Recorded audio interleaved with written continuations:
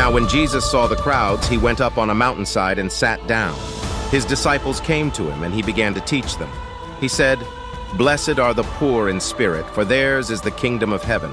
Blessed are those who mourn, for they will be comforted. Blessed are the meek, for they will inherit the earth. Blessed are those who hunger and thirst for righteousness, for they will be filled. Blessed are the merciful, for they will be shown mercy. Blessed are the pure in heart, for they will see God. Blessed are the peacemakers, for they will be called children of God. Blessed are those who are persecuted because of righteousness, for theirs is the kingdom of heaven. Blessed are you when people insult you, persecute you, and falsely say all kinds of evil against you because of me. Rejoice and be glad, because great is your reward in heaven, for in the same way they persecuted the prophets who were before you. You are the salt of the earth.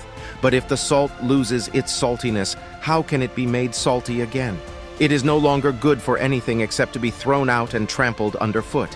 You are the light of the world. A town built on a hill cannot be hidden. Neither do people light a lamp and put it under a bowl. Instead, they put it on its stand, and it gives light to everyone in the house. In the same way, let your light shine before others, that they may see your good deeds and glorify your Father in heaven. Do not think that I have come to abolish the law or the prophets. I have not come to abolish them, but to fulfill them. For truly I tell you, until heaven and earth disappear, not the smallest letter, not the least stroke of a pen, will by any means disappear from the law until everything is accomplished. Therefore, anyone who sets aside one of the least of these commands and teaches others accordingly will be called least in the kingdom of heaven. But whoever practices and teaches these commands will be called great in the kingdom of heaven.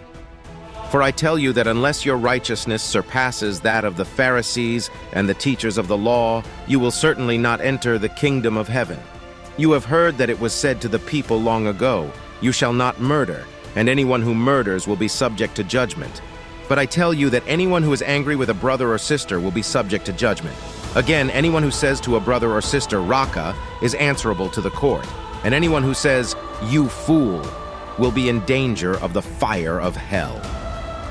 Therefore, if you are offering your gift at the altar, and there remember that your brother or sister has something against you, leave your gift there in front of the altar. First go and be reconciled to them, then come and offer your gift. Settle matters quickly with your adversary who is taking you to court. Do it while you are still together on the way, or your adversary may hand you over to the judge, and the judge may hand you over to the officer, and you may be thrown into prison. Truly, I tell you, you will not get out until you have paid the last penny. You have heard that it was said, 'You shall not commit adultery.' But I tell you that anyone who looks at a woman lustfully has already committed adultery with her in his heart. If your right eye causes you to stumble, gouge it out and throw it away.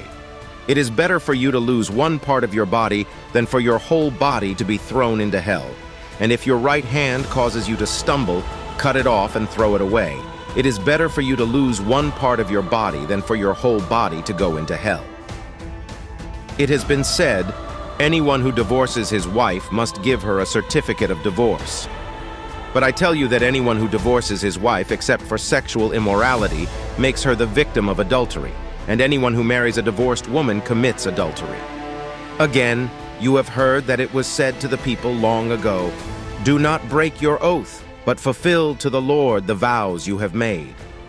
But I tell you, do not swear an oath at all, either by heaven, for it is God's throne, or by the earth, for it is his footstool, or by Jerusalem, for it is the city of the great king. And do not swear by your head, for you cannot make even one hair white or black. All you need to say is simply yes or no. Anything beyond this comes from the evil one. You have heard that it was said, 'Eye for eye and tooth for tooth.' But I tell you, do not resist an evil person. If anyone slaps you on the right cheek, turn to them the other cheek also. And if anyone wants to sue you and take your shirt, hand over your coat as well. If anyone forces you to go 1 mile, go with them 2 miles. Give to the one who asks you, and do not turn away from the one who wants to borrow from you. You have heard that it was said, 'Love your neighbor and hate your enemy.' But I tell you, love your enemies and pray for those who persecute you, that you may be children of your Father in heaven. He causes his sun to rise on the evil and the good, and sends rain on the righteous and the unrighteous. If you love those who love you, what reward will you get? Are not even the tax collectors doing that? And if you greet only your own people, what are you doing more than others? Do not even pagans do that? Be perfect, therefore, as your heavenly Father is perfect.